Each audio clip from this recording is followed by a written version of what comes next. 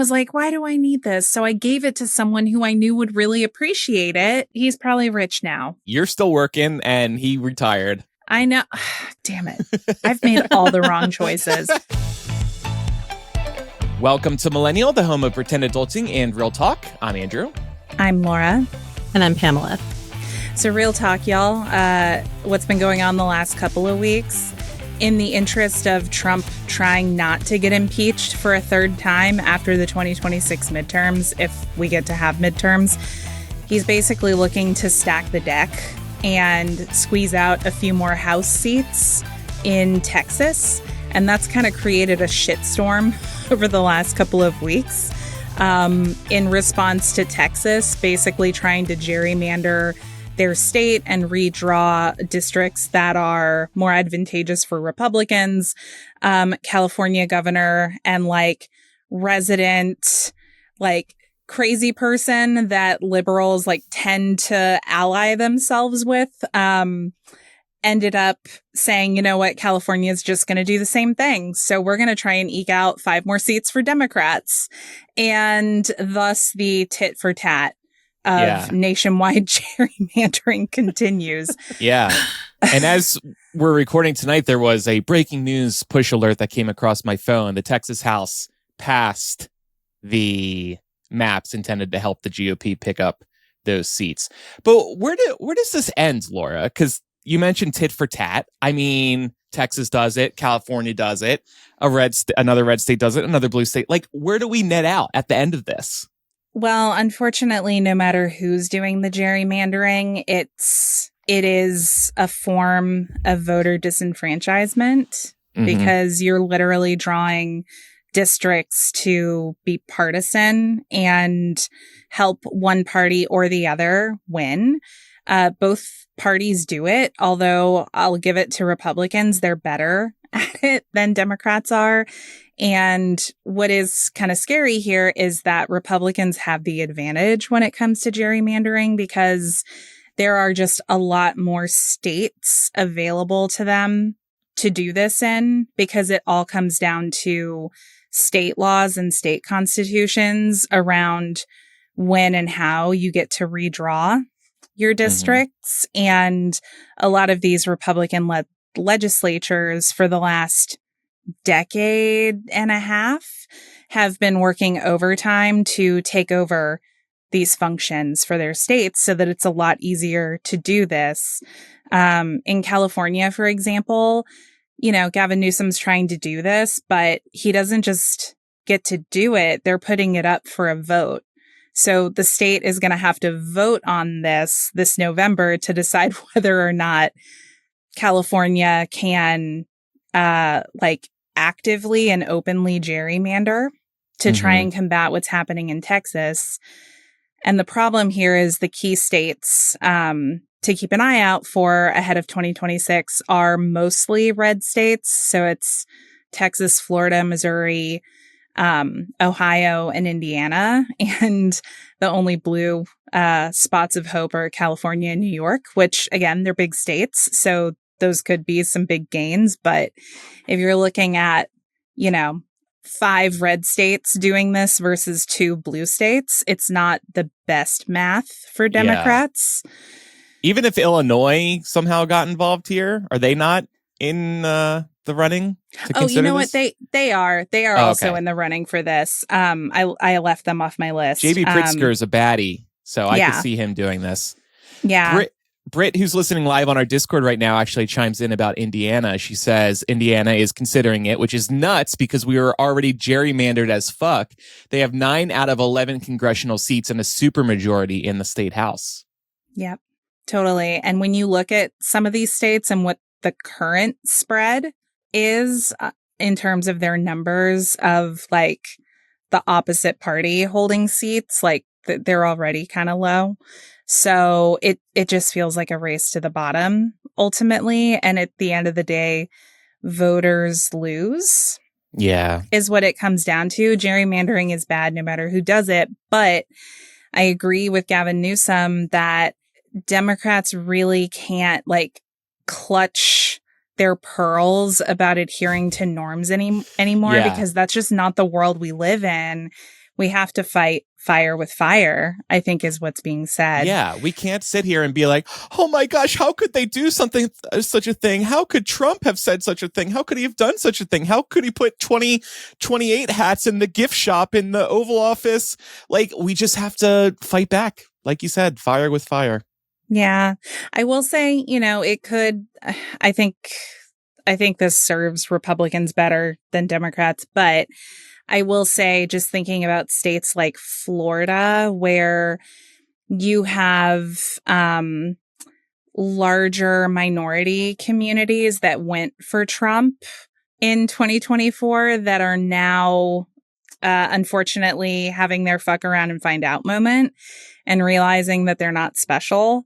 I think that could be a little risky for them to be looking at states where, like, yes, these are strongholds, but there are also significant voting blocks in states like Florida that are feeling burned right now. So I don't know how they're factoring that into their thinking here. I really just think he wants to avoid losing the House again. Because this is what happened in 2018. He lost the House, and then the impeachment proceedings happened for the rest of our natural lives, it felt like. Newsom's been kicking butt, though. Pam is our chief California correspondent. Are you proud of him?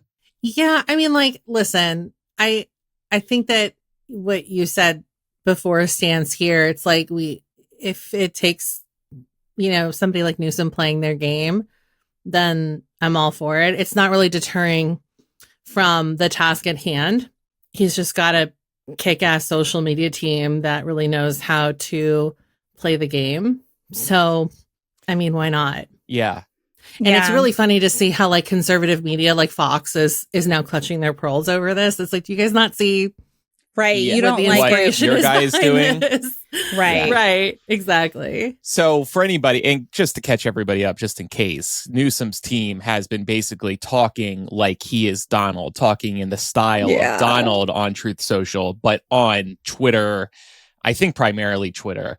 And some of these posts have been so funny because they just sound exactly like Donald would, not just doing the all caps, but then also signing posts with GCN, which Donald always signs them DJT. Mm-hmm. So for a second, I was like, GCN, what? Governor C. Newsom? But no. And those Gavin low hanging fruit nicknames that Trump does and quotations. Yeah. My personal favorite is this. It must be AI art of Kid Rock, the late Hulk Hogan, and Tucker Carlson all around Gavin, who is seated. They all have their hands on his shoulders.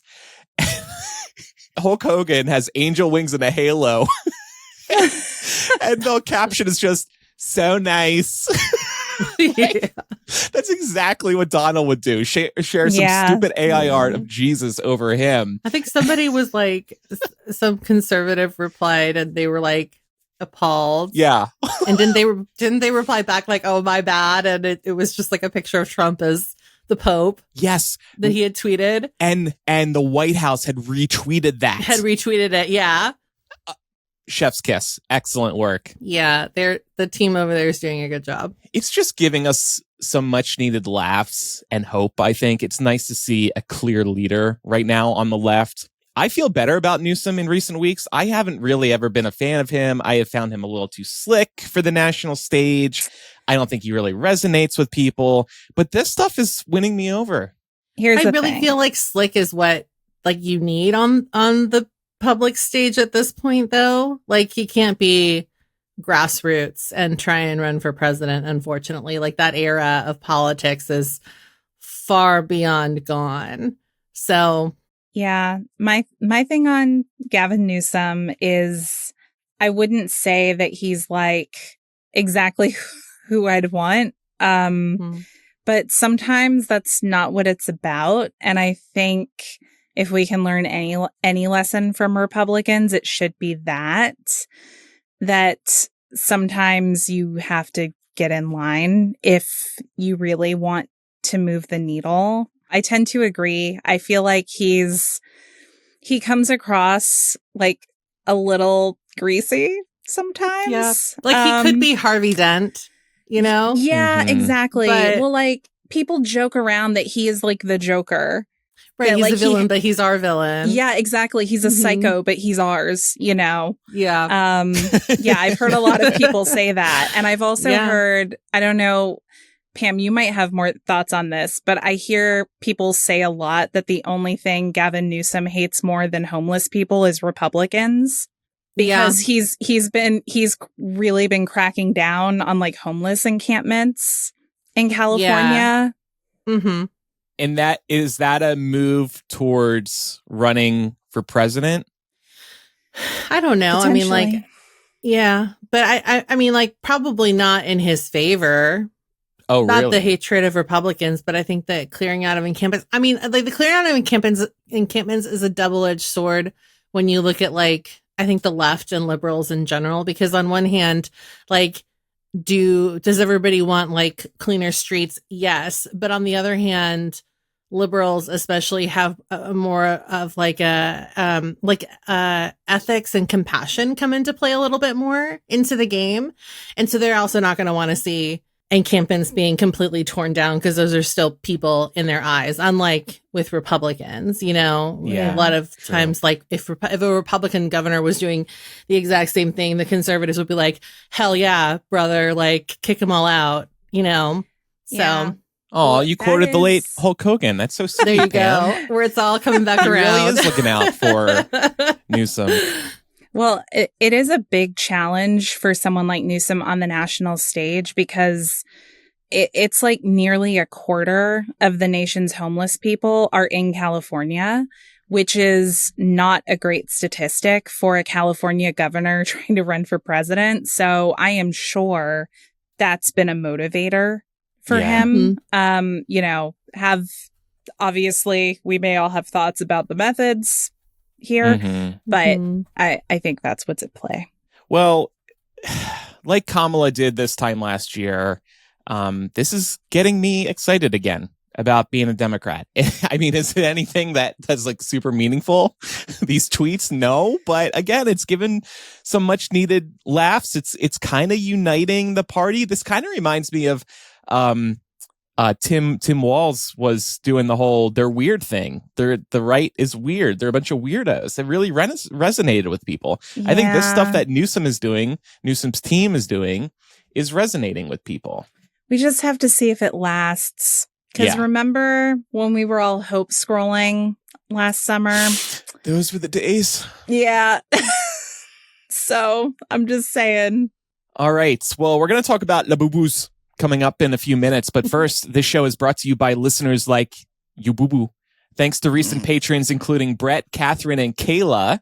Visit patreon.com/millennial to support us for as little as $5 a month, and you can get instant access to perks like After Dark. This week, I'm coming clean about something that happened in my life 3-4 months ago. It was so incredibly annoying and frustrating that I haven't talked about it on air until now, but I am now ready to speak my truth, and I will do that in After Dark this week. Oh, can't wait to hear this.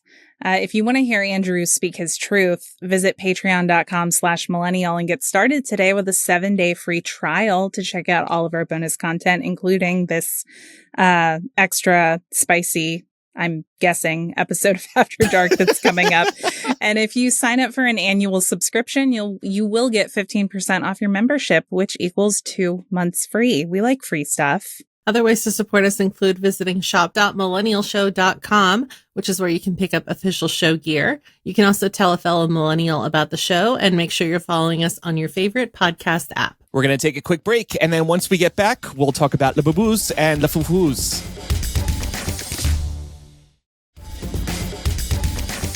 Andrew has now indoctrinated all of you into the Labubu cults with his repetition of the name. I don't know. Are you guys familiar with Labubus? Were you familiar with Labubus before tonight? I was not. Okay. Not until Andrew first brought them up a few weeks That's ago. right. That's Yeah. right. Yeah, I felt like I educated both of you. I had learned only a couple weeks prior. One of my friends here had mentioned Labubus. And first of all, the name Labubu is just so fun to say. Like, have you guys Really said it out rolls loud off the much? tongue. Yeah. Labubu. Labubu. Labubu. Hey, Labubu. But once you hear about them, you see them everywhere. I did not know these things really even existed until somebody mentioned it to me. And then immediately I start seeing them everywhere. They're so hot right now. Yeah. My first introduction to Labubu was on TikTok, of course, because the unboxing is part of the hype.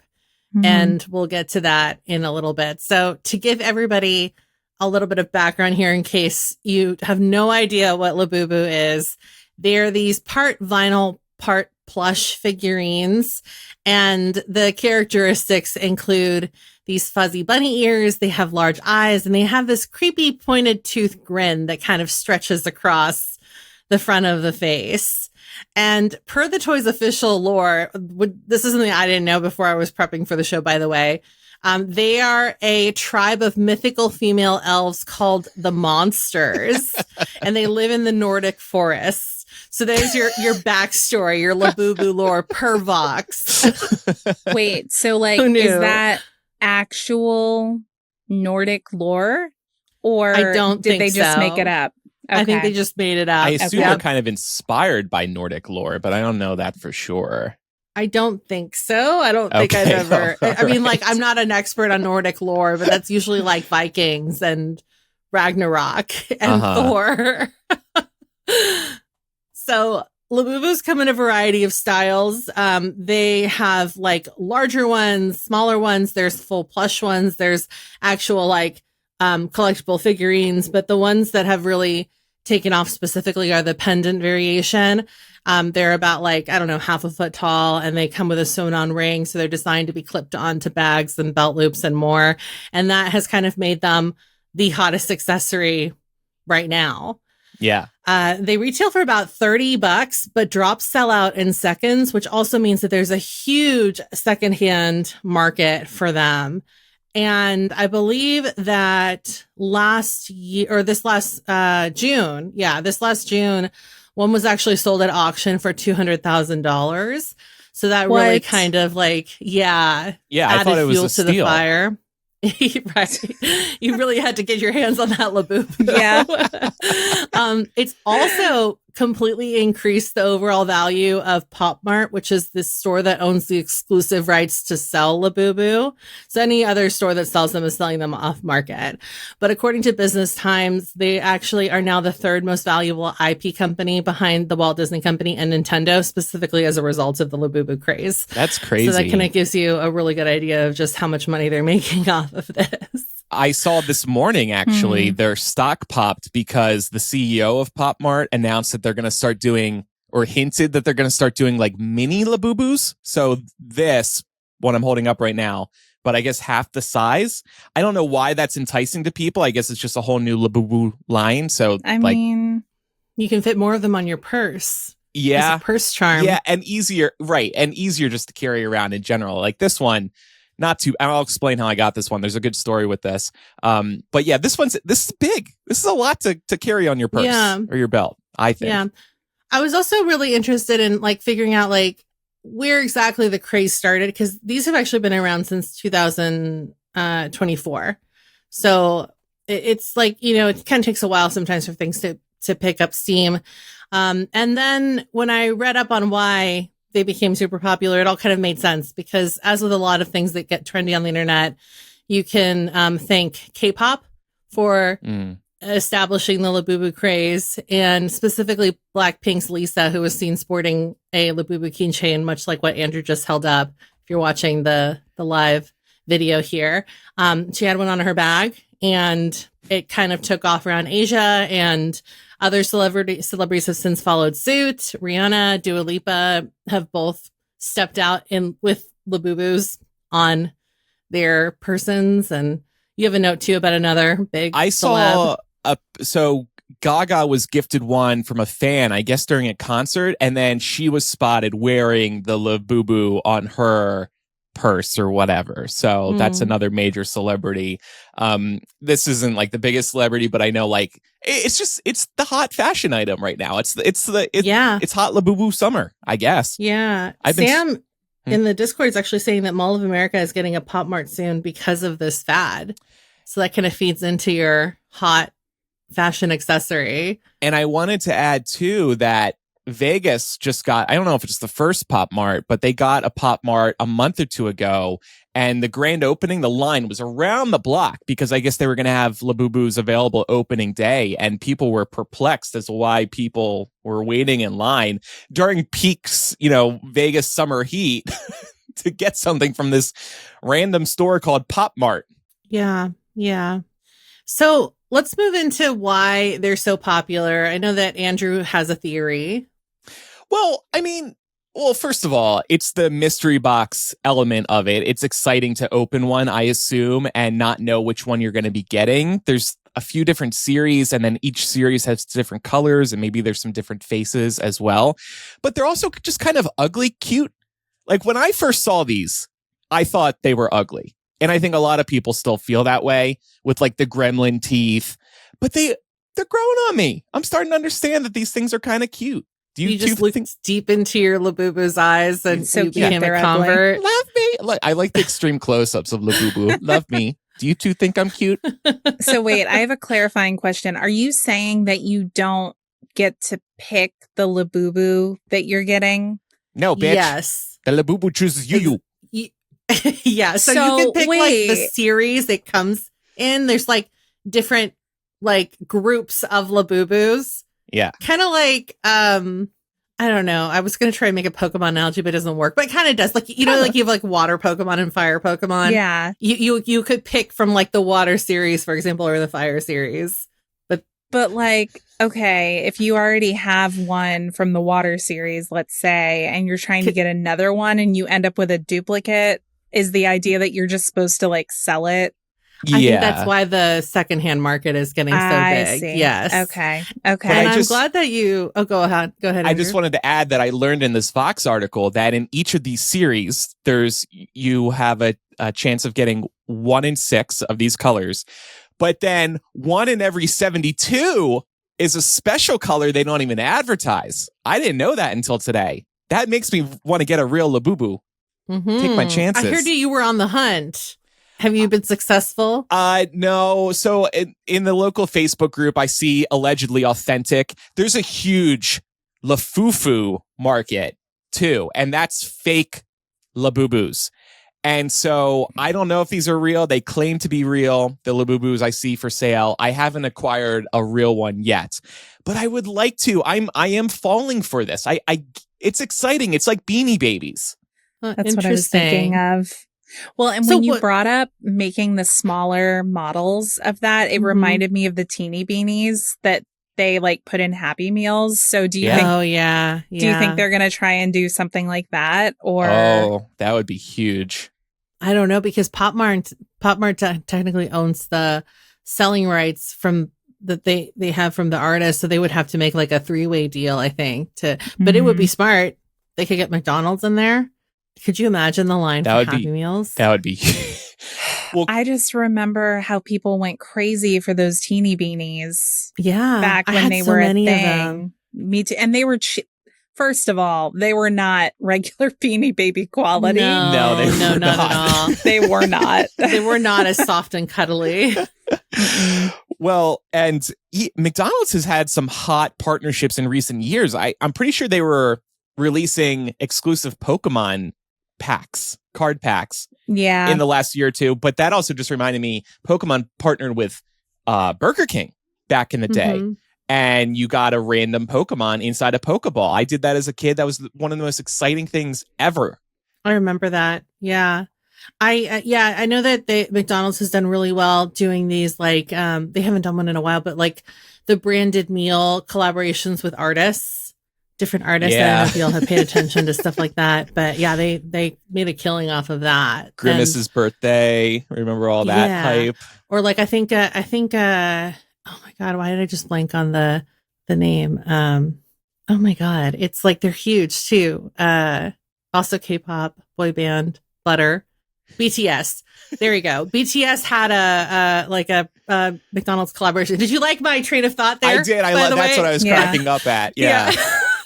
K-pop butter. BTS. What? Is that a new line of butter I can buy? Butter, I can't believe it's not BTS. The single. Okay. Yeah.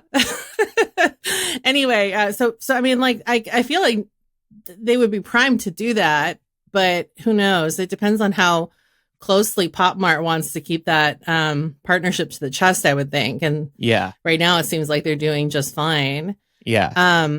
Laura, I want to go back to what you were saying about like how it's a gamble. Like, you never know what you're going to get in the box. And Vox also suggests that that's why Labubu has taken off, because people get like a rush out of opening these boxes and not knowing what's going to be inside. So it's kind of like similar to the rush you would get gambling.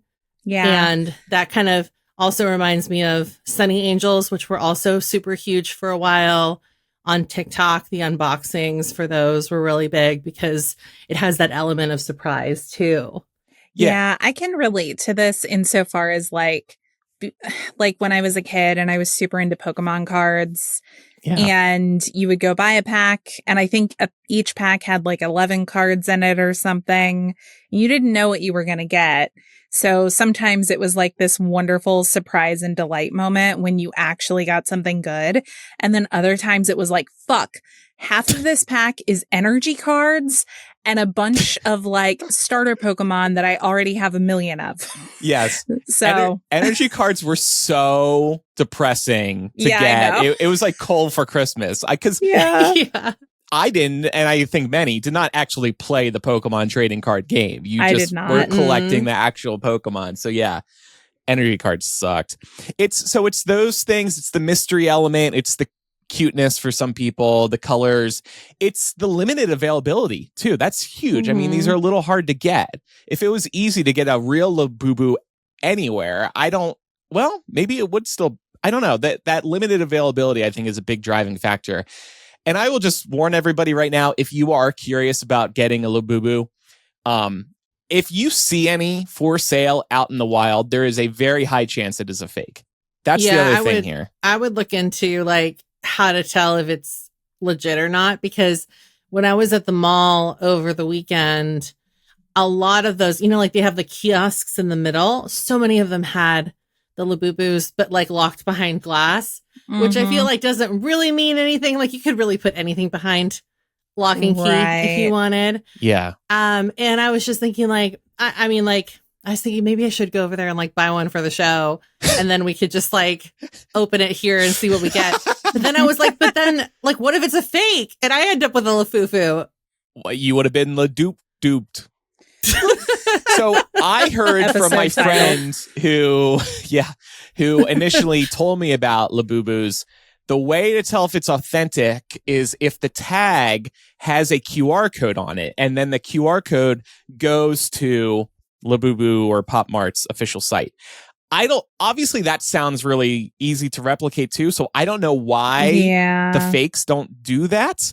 But I'm also reading all the Labubus the real ones have 9 teeth and then a matte finished box. So those are the 3 elements to look out for. But again, if you see one for sale at a normal store, chances are it's not real, I think. Yeah. I've also heard that there's a scratch off serial number too on the boxes with an authentication. Okay.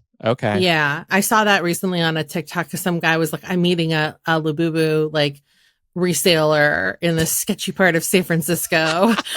And it looked, I mean, the guy had to go through the Tenderloin to meet this guy. So he wasn't lying when he said sketchy, but the guy was showing him like the like where you scratch off the code so that he could double check to make sure that it was registered. Okay. So yeah, I guess there's like a little bit more to it. Yeah.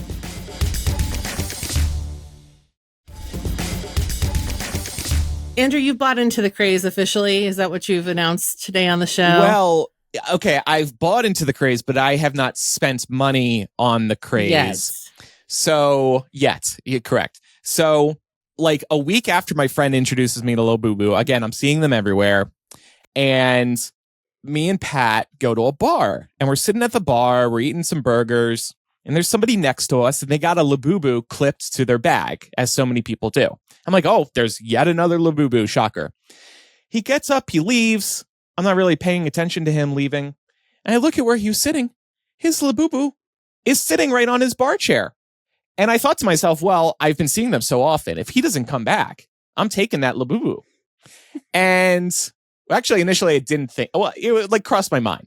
But then, so Pat and I leave, I don't know, a half hour later. The guy hasn't come back. I take the Labubu that's still sitting on the bar stool, poor little Labubu, and I put it on the bar top so it's easier for somebody to see maybe if the guy comes back. Then I'm about to walk out the bar door. I'm like, you know what?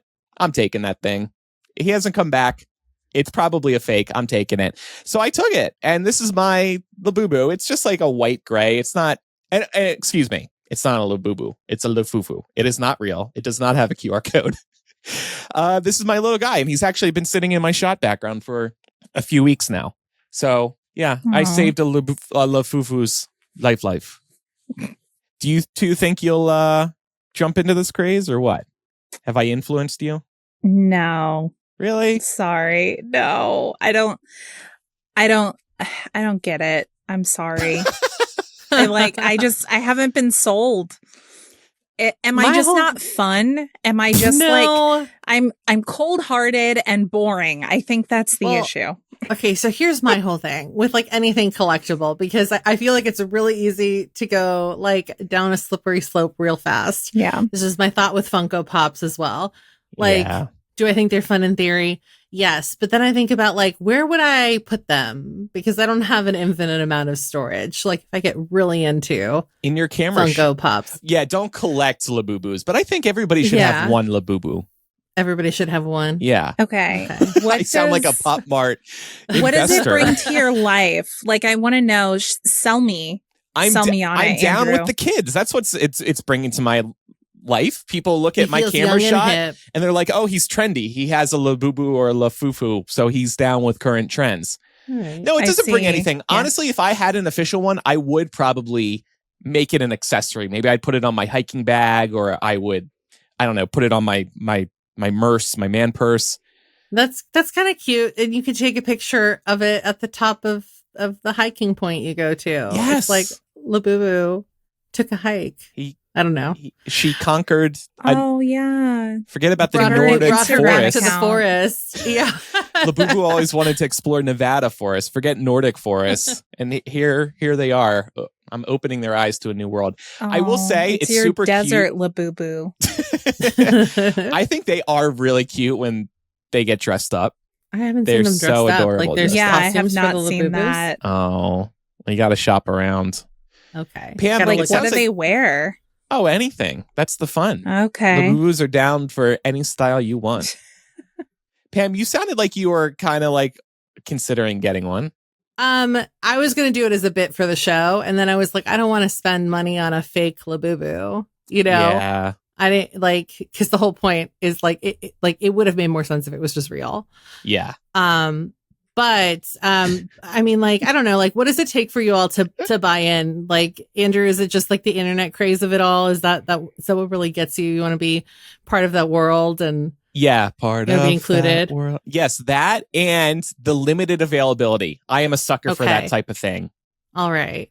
That is a strong marketing tactic. Like, as far as like collector items, like what does it take for you to buy in? I don't know that I easily buy into like collectible merchandise or things like that, but I can be sold on like exclusive access to things. Kind of like the Patreon model, for example. Like if one of my favorites is doing something and they're asking for a few bucks of support so that I can like go listen to their salacious, like behind the paywall conversations. I'm a sucker for that. I will definitely so you like do the that. Experience. I think I'm with you now that I'm older. I'm definitely more of an experience person. I'm not so much like a stuff. There's nothing wrong with that, but the closest I will get is like if I see a cute enamel pin out in the wild, I'll pick it up. And it's specifically because I just have like this old jean jacket that I just like put them all on. Mm-hmm.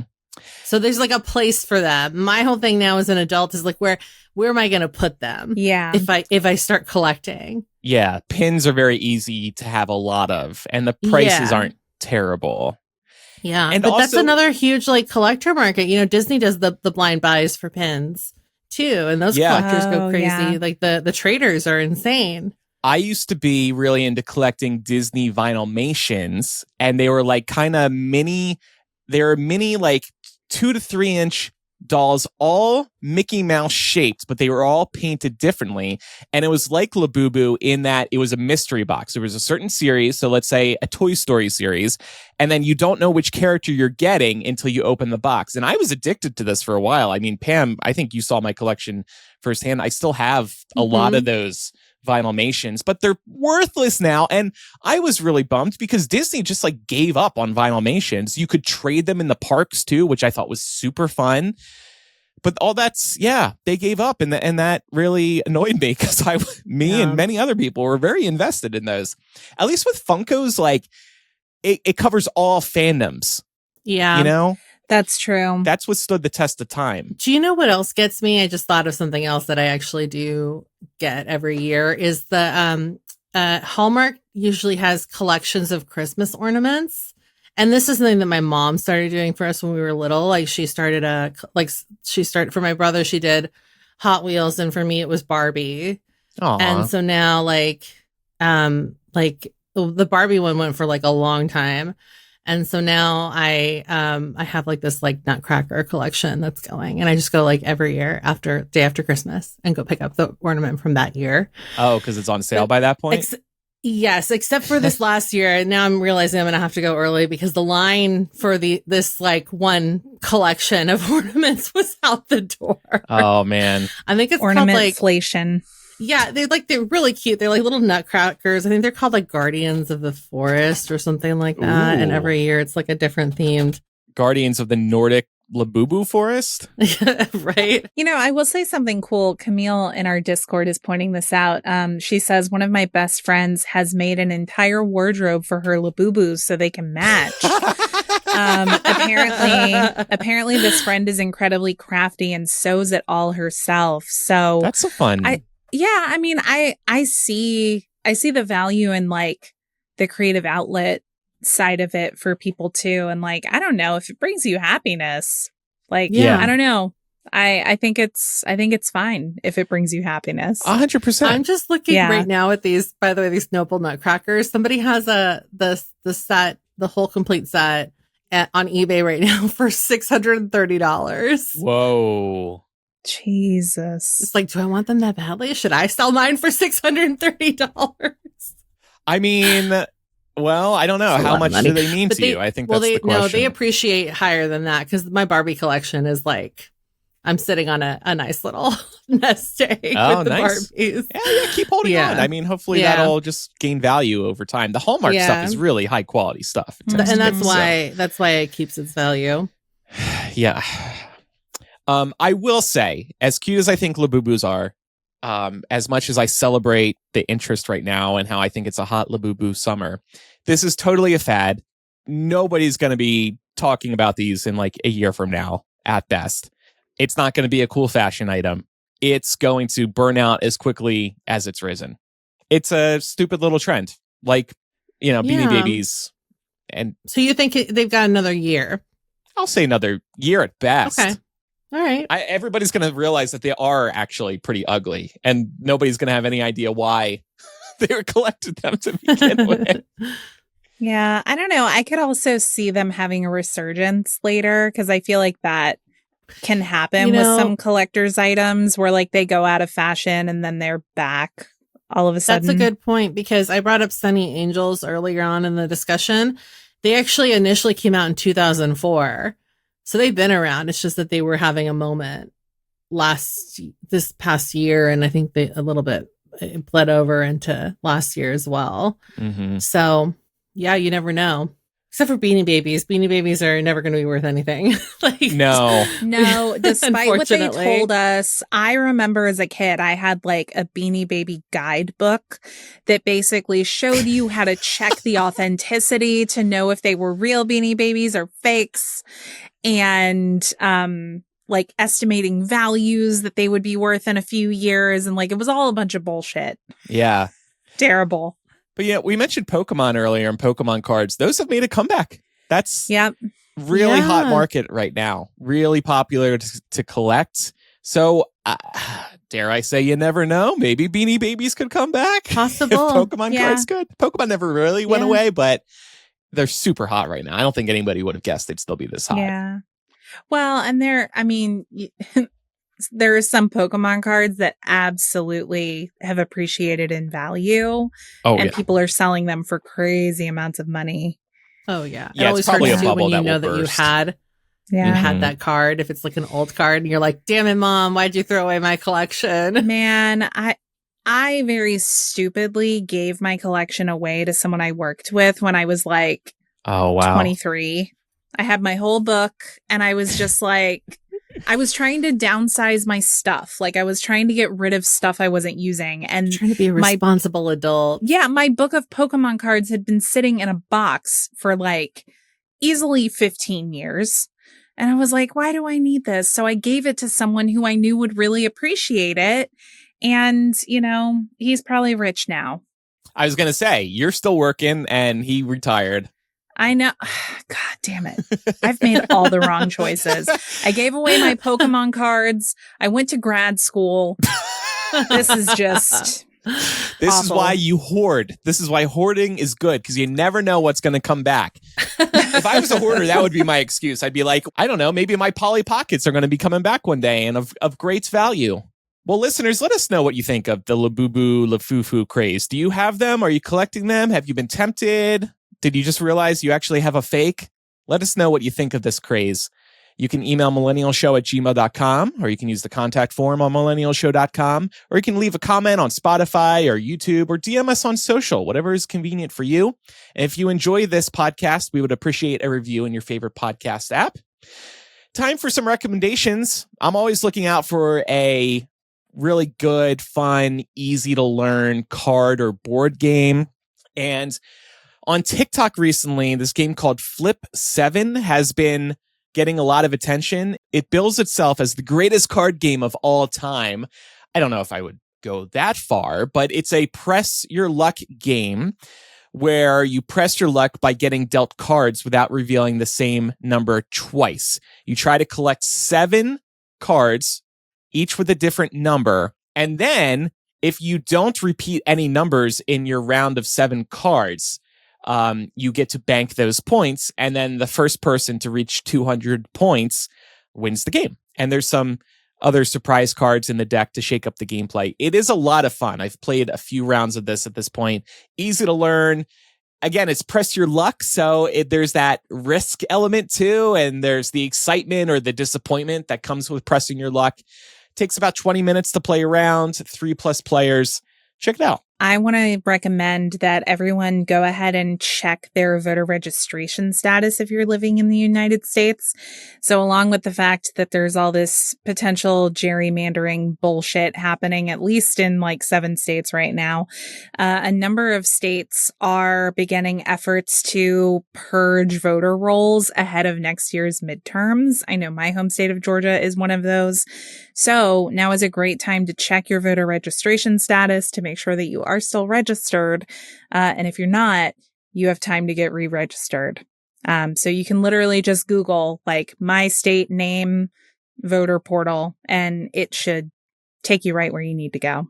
And I want to recommend Nescafe Gold Espresso. It is an instant formula, which I don't usually tend to go for, but I tried this the other day and it is actually pretty good. It's really smooth for an instant coffee.